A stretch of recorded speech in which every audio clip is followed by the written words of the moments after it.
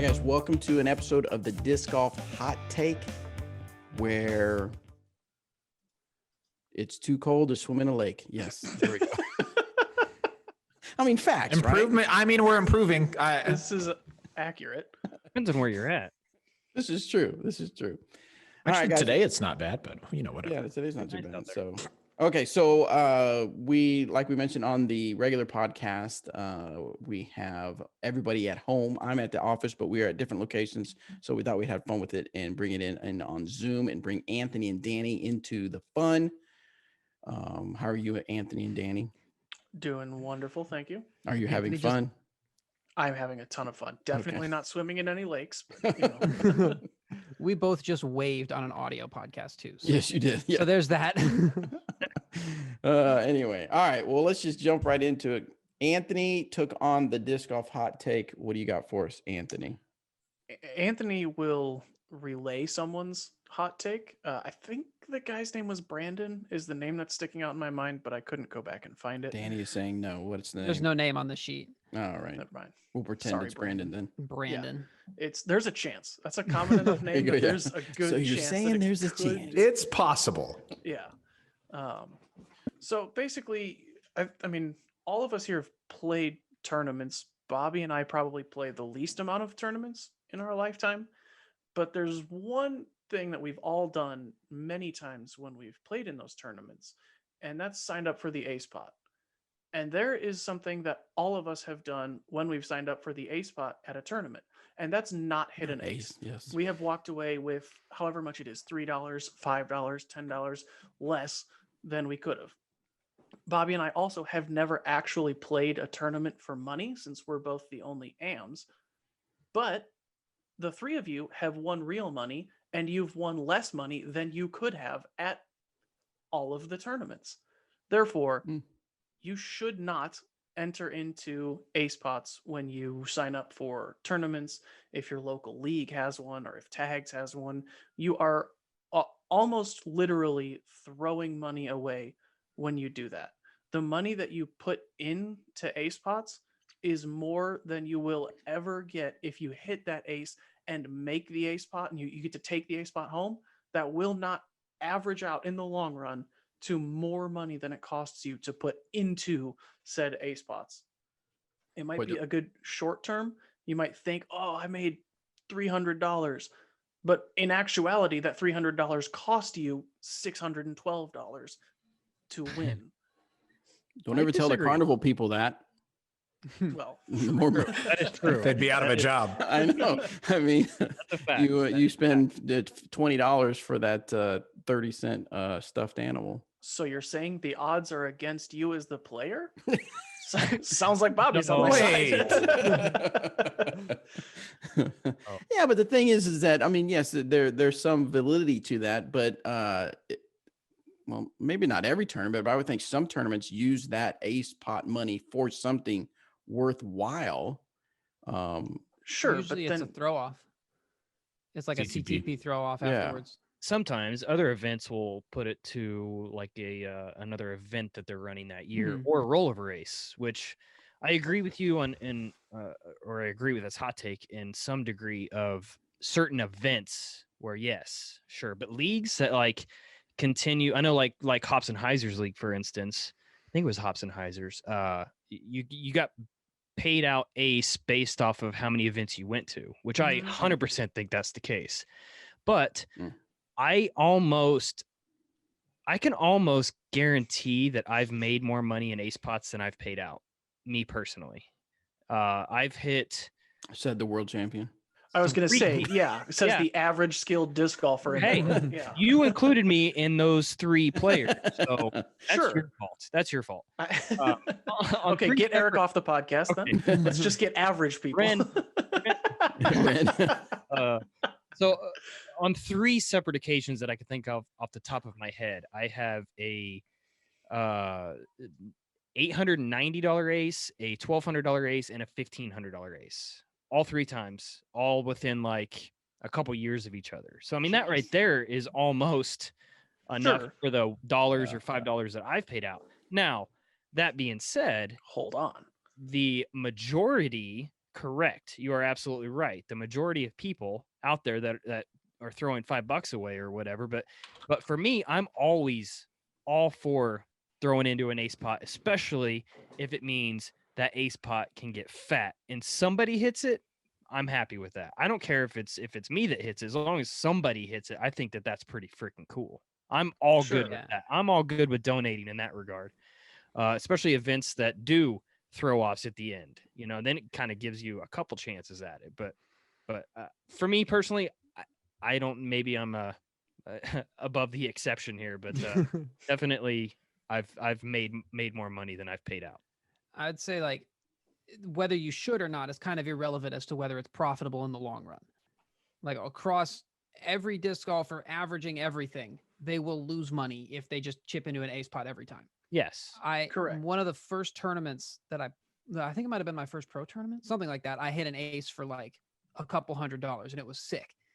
And I haven't hit a tournament ace since then. Yep.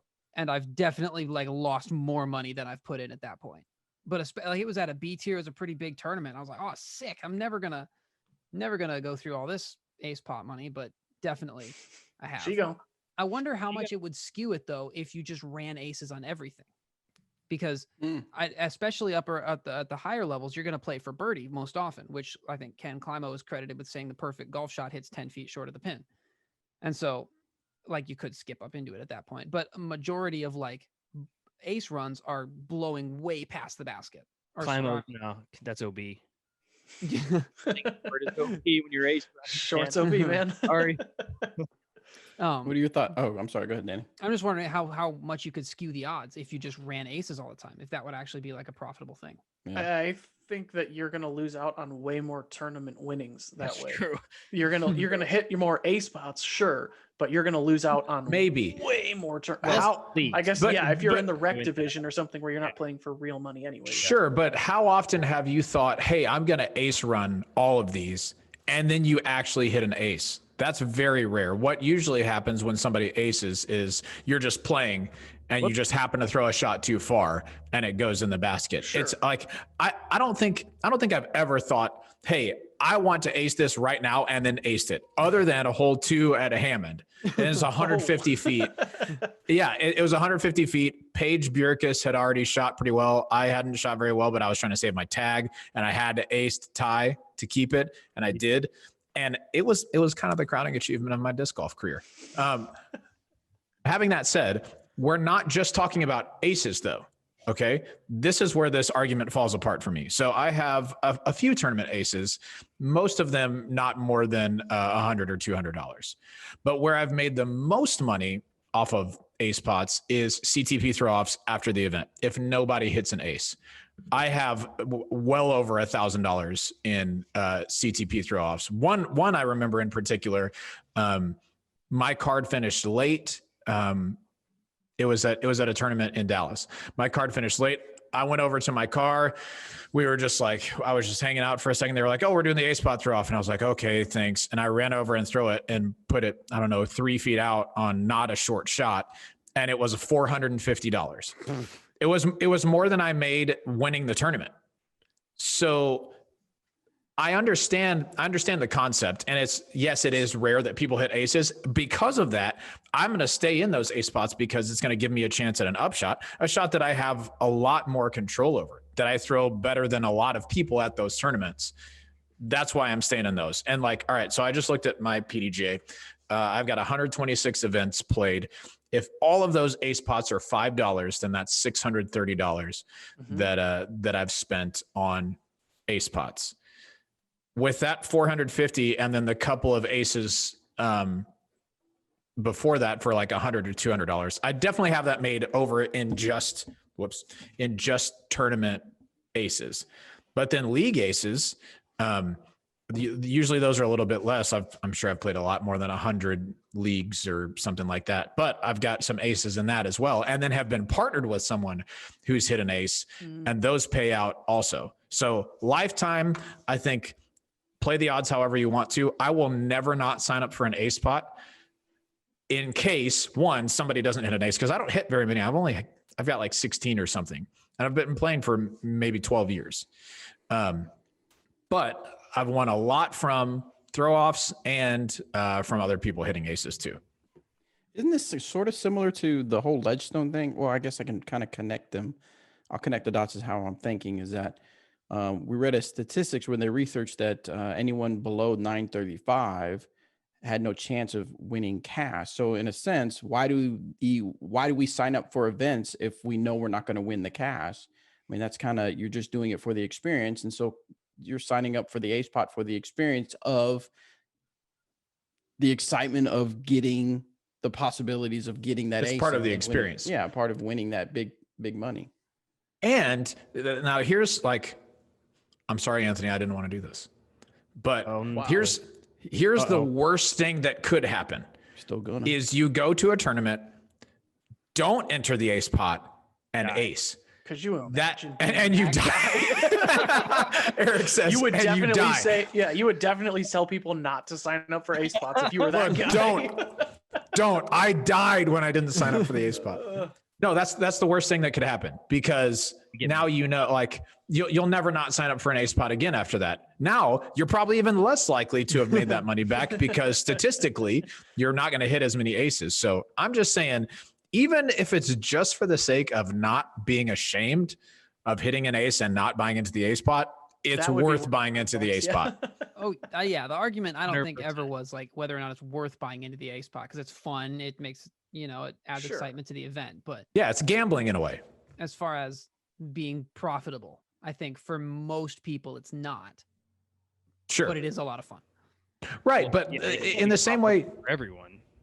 right. In the same way that gambling isn't profitable for everyone, people still do it and lose all the time because there's an element of excitement to it. That's part of what's at play here as well. I think the difference is there's not people actively encouraging gambling. But when you go to a tournament, you always hear, "Oh, you got to sign up for the ace spot. You got to sign up for the ace spot." There are Never, people, never don't put in for it. I've signed. I feel like people always actively encourage gambling. Like when you go to a Have been casino, Vegas? they're like, Okay, but You've like- been to Vegas. Yeah. The Okay, entire people town that is are actively wanting you to The gamble. people that profit from the gambling, sure. But I would never go to Danny and be like, "Dude, Danny, you got to go play blackjack."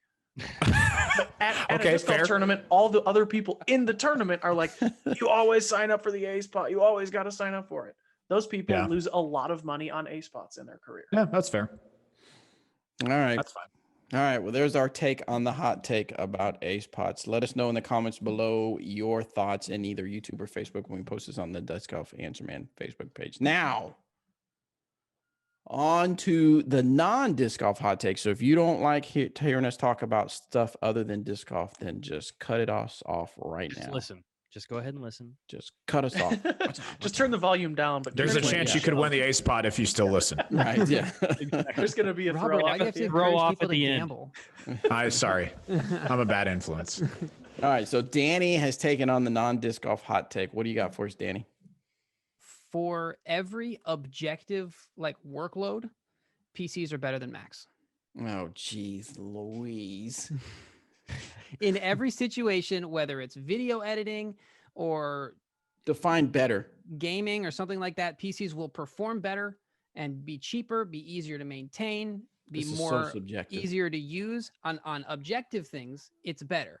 There are subjective reasons to use a Mac, like you like the UI better, or you think they look prettier, or you think because they're more expensive, they're better for some reason. But objectively, PCs are better than Macs What era?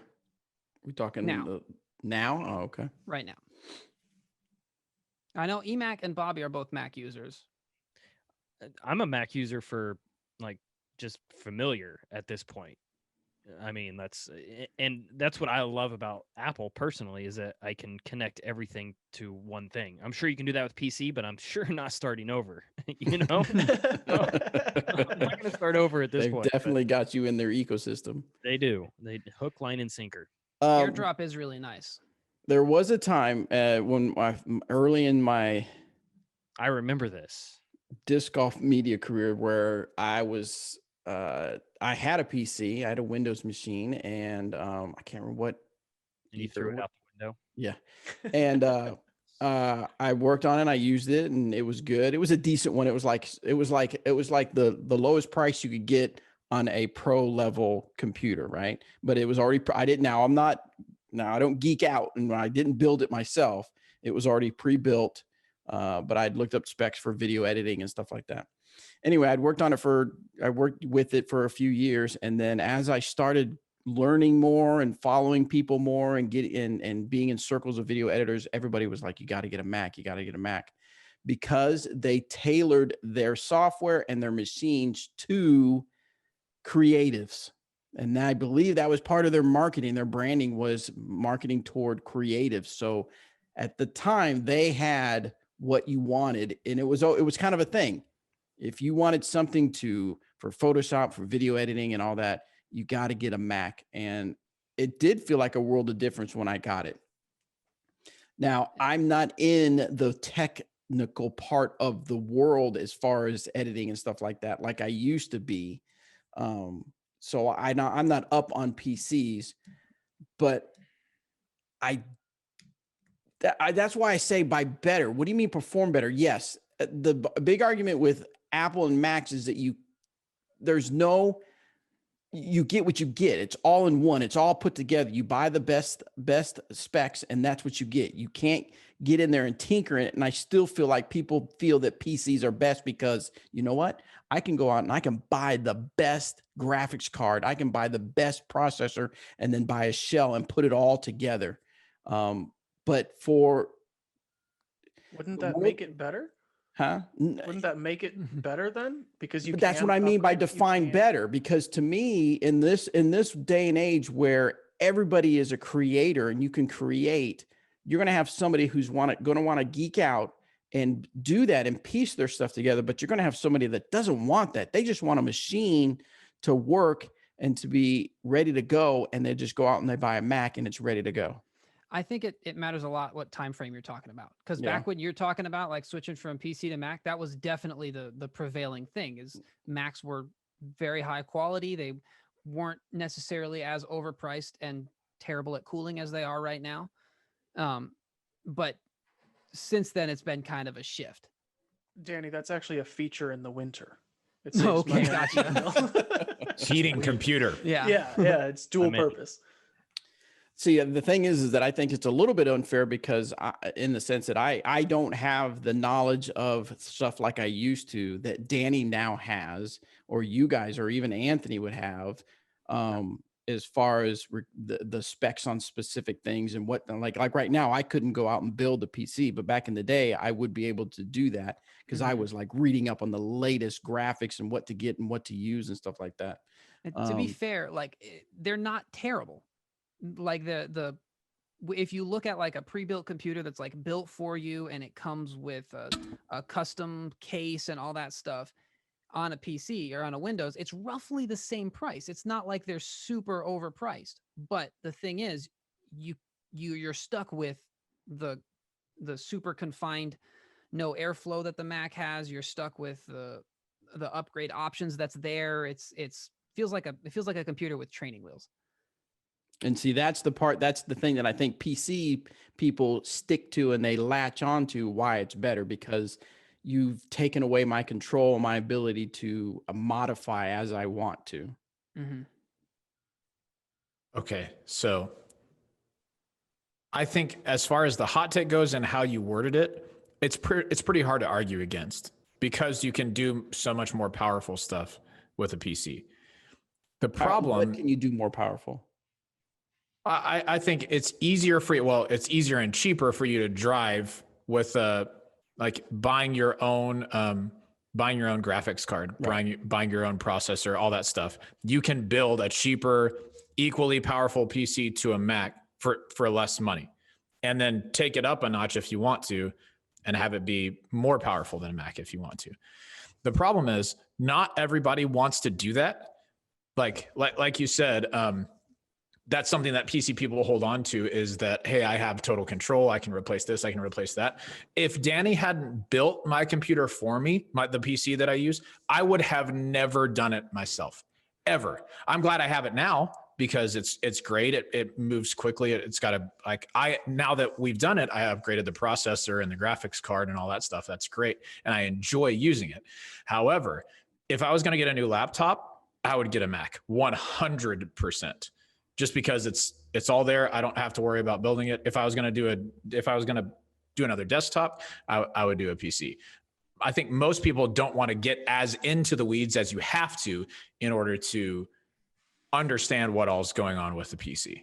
I think, like, you can buy pre-built PCs. You can go to the store and buy a Mac, and you can buy a PC. You can buy you don't have to build a PC. I think Sure. I think the argument that Danny is making is that because you can build it, and because you can build an equally performance for less cost, is what makes having a PC, or makes the PC world better.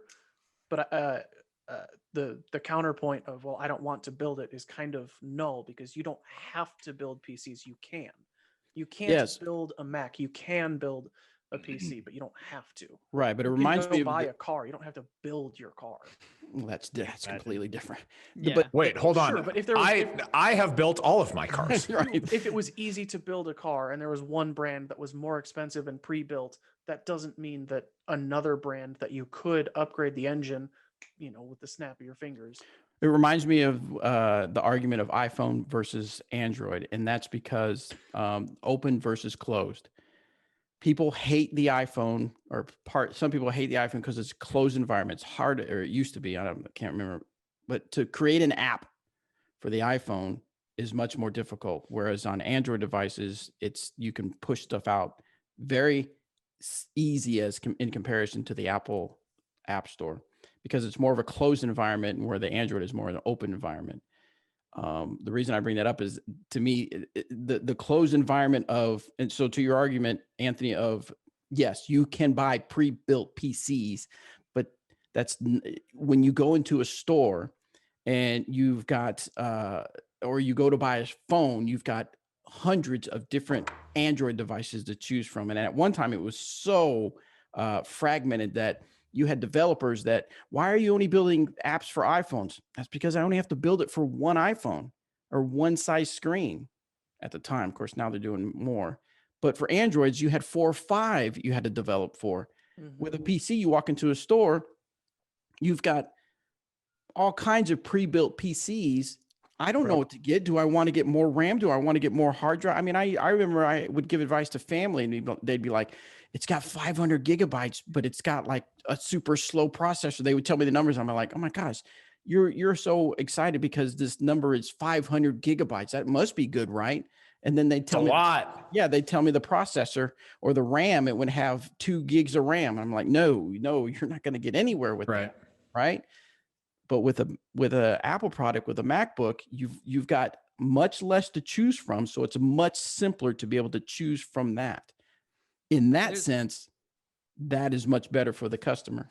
There's also the argument for when something breaks. Like if something goes wrong on a Mac, you can just take it to the store and they'll fix it for you. Whereas on a PC, I mean, you could take it to a store, but for the most part, the way to fix it is just to Google it, find someone else with a similar problem, and it goes a lot deeper. So it's kind of how into it you are, like how deep you want to dive. I think that's the best comparison. I think depending on what you use it for, there are obvious arguments for each one. The strongest one for me is the ecosystem. If you have a Mac, like a MacBook, if you have an Apple Watch, and if you have an iPhone, everything seamlessly transitions between. I don't know if you can do that on PC because I don't have an Android phone. I don't have a what are the watches now? Not the Google watches, Samsung, whatever. Samsung. Anyway, I don't have one of those, so I don't know how. My point. There you go. I don't know how. We all have Apple stuff. Right. I don't know how seamless that is, but I do know for one of the things that Apple does is that ecosystem is so smooth that it just makes it feel like, gosh, I don't even have to do anything. I don't have to change any extra settings. It's just I put in my headphones and I close my laptop and open my phone and it switches. Come on. That's pretty cool in and of itself. So anyway. Yeah. If I'm playing games or doing like I've been recording the interviews on this PC. It's great. I love it for this, and I think there's benefit to having both. But when I go to get a new laptop, it will 100 or just a new computer, it will 100% be a Mac. Like my other MacBook, like my other MacBook is, and the one before that. The only other point that I really want Not like my other MacBox is. The only other point that I really wanted to bring up was like other devices and like programs and stuff. Just there's just more compatibility for Windows. I would agree with Just that. For like, I don't know, you buy a USB thing that, I don't know, makes coffee for you. It's more likely to work on Windows. I'm than Mac. interested. Yeah. And Windows- yes, as someone who during the first Those usually plug into the wall. used the first round Not of anymore. working at home, I remember trying to get video stuff working with my iMac, trying to use the Elgato video cam type or software, and couldn't get it to work with the iMac. Even when I downloaded Windows, it worked, but there was a lot of things I had to figure out and fix and research and figure out and fix. And did you download this? So yes, definitely in the compatibility area, I would say Windows is much easier in that aspect for sure. And that's why I said define better. Yeah, I guess. Yeah, that's fair. So yeah, so for someone like you who loves to get in there and get into the weeds of the actual computer, I would say yes, Windows is definitely better. But I will tell you, yes, when you nerd out, I will tell you, I will have to say, Danny, we are still not ordering PCs for Dang it. this meeting. I was gonna say, I I'm thought so this glad was we gonna got to. be the- I'm glad we got to peel back the curtain into Anthony's work environment just for a moment here, just so that people can see. Like, Every time we bring up buying new equipment, the first thing Danny says is PC. Can we get PCs? I can build a PC for this much. The best part, and just for another peel back, the best part is when he pitched it to Jeremy, and the first thing Jeremy says was, "No, Apple's more reliable, so we're gonna stick with Apple." I about popped a blood vessel. All right, cool. Well, I think we've discussed this enough. So thanks guys for joining us on our disc golf hot take and non-disc golf hot take. If you've got an opinion, which I bet you we have a lot of people with opinions on the computer, let us know your opinion on that in the comments below, either on YouTube or on the Facebook page. Search us out. Go to Disc Golf Answer Man on Facebook. Join. We have a lot of people that will post their form. They'll ask questions about different discs. How do I do this? How do I throw this? Give me advice on this. It's a great community to get advice on as far as this. And a lot of times, every now and then, Danny likes to go in there and help people out. So get some tips from Danny as well on your disc golf. You guys good? Yep. All right. Thanks, guys. We'll see you on the next episode. Bye.